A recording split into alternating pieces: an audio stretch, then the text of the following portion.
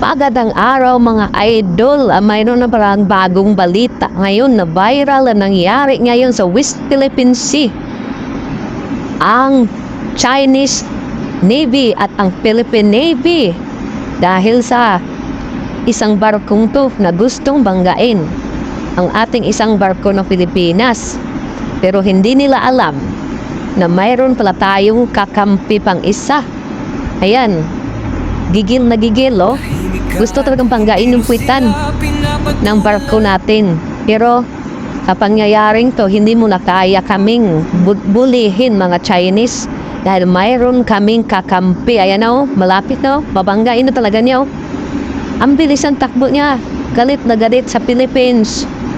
Ang mga Chinese, ayan, babanggain niya, pero hindi niya alam, biglang mayroong dumaan na mas malaki sa kanya.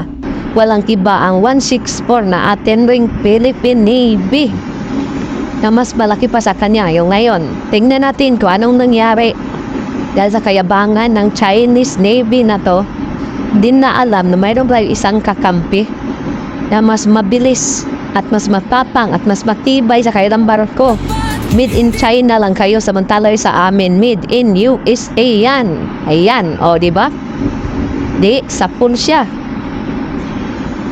Blinakan siya, akala niya ha. Porkit luma na yung isa. Tingnan natin, anong nangyari sa'yo?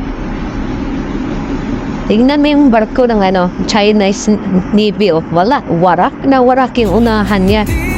Parang pinitpit na lata. Kala mo'y sagasaan ng malaking trap. O, kita mo? O, ngayon, panis kayo ngayon. Wala kayong masabi Chinese. Kala niyo, ha? Okay lang. Kahit may sira konti ang ating isang barko, pero hindi na katulad sa kanila. Nasa gilid na yung gas-gas. Tapos, nakuhaan ng kunting pintura yung number.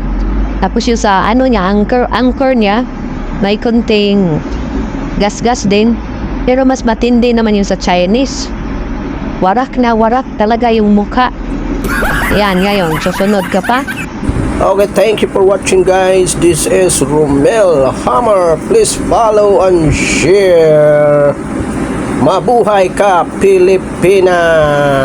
Goodbye Chinese.